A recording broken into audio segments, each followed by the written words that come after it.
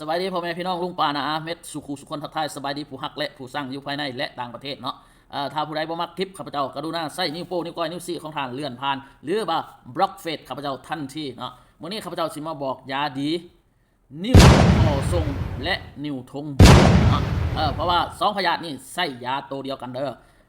และทานยาดื่มแต่ว่าธาตุของคนเฮามันบ่คือกันเนาะบางคนอาจถือยาหลวงบางคนอาจถือยาลาวบางคนอาจถือยาพื้นเมืองเนาะกินต้นไม้ใบหญ้าก็เศร้าเนาะก่อนท่านจะไปฟังคลิปกรุณาฝากกดไลค์กดแชร์เนาะถ้าผู้ใดสนใจอยากปลูกเฮ็ดสร้างอาชีพเสริมหรือว่าอยากหาได้เสริมเนาะฝากติดต่อผู้พันมาหาข้าพเจ้าเนาะหรือว่าเฉพาะน้องๆนักเรียนอยากสร้างรายรับจากการขายหรือว่าสามารถเอาคลิปข้าพเจ้าเอารูปของข้าพเจ้าไปโพสต์ลงเฟซเนาะเพื่อเป็นตัวแทนจัดจำหน่ายเนาะเป็นตัวแทนที่บ่สต็อกสินค้าเนาะสามารถทักมาหาข้าพเจ้าได้เนาะเช่นเบ้าเฮ็ดหัวเสื้อเฮ็ดเนาะเพียงแต่ท่านรับออเดอร์จากลูกค้าแล้วส่งมาหาข้าพเจ้าเนาะข้าพเจ้าจะฝากตรงให้เลยข้าพเจ้าบ่โกงเนาะข้าพเจ้าจะเอาเวอร์ทานใส่เนาะแล้วก็เวอร์ลูกค้าของทานใส่ให้เนาะไปฟังกันยาดีนิ้วทงบีและนิ้วทอทรงเนาะนี่ให้ทานไปสอกต้นจำปาที่มันเป็นดอกสีขาวที่มันขึ้นตามเนาะตามหน้าจอนี่เด้อเนาะเพราะว่าดอกจำปามีหลายชนิดมีดอกจำปาแดงมีดอกจำปาเหลืองเนาะและมีดอกจำปาขาวฉะนั้นให้เฮาเอาโตที่มันเป็นดอกสีขาวใบใหญ่ๆคือคลิปที่ขึ้นหน้าจอเนาะเอาเฮ็ดแนวใดเนาะให้ท่านบอกคนเจ็บหั่นนะเนาะให้ไปตัดเอา1คืบเนาะ1คืบของคนป่วยเด้อคืบของคนป่วยทานจะคืบนิ้วซี่ก็ได้คืบนิ้วกลางก็ได้คืบนิ้วก้อยของทานก็ได้เนาะให้ได้คืบแล้วมาปอกเปลือกล้างน้ำให้สะอาดเนาะต้มดิบก็ได้ต้มแห้งก็ได้เนาะล้างน้ำให้สะอาดแล้วให้ทานมาหั่นเนาะ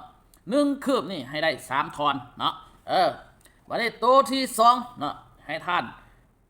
ไปซอกหากมักนัดเนาะเอาเงามักนัดเด้อเอาเงาเนาะให้มาปอกเปลือกออกให้มันเป็นสีขาวดอนจ้อนแบบนี้เนาะแล้วก็คืบเอาอีกคืบเนาะคืบของคนป่วยเด้อผู้ใดเป็นล่ะให้ผู้นั้นไปคืบเองเนาะคืบแล้วมาเฮ็ดคือเก่าแบ่งกันให้ได้3 ท่อนเนาะตัวที่3เด้อพี่น้อง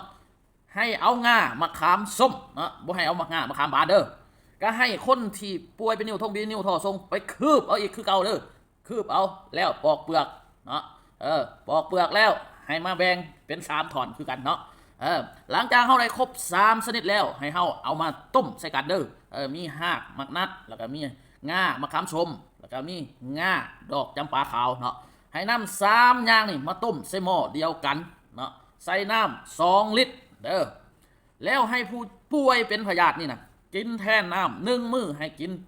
หมด1 ลิตรส่วนอีก1 ลิตรให้เฮาให้ใส่ตุกแล้วไปแช่ตู้เย็นไว้มื้อที่2เฮานำมาอุ่นเนาะอุ่นแล้วกินต่อเนาะให้เฮ็ดกินเลี้ยน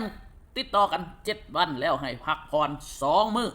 เฮ็ดแบบนี้จนหอดภายใน1 เดือนแล้วให้ทานไปกวดเบิ่งคืนเนาะว่านิ้วมันลงบ่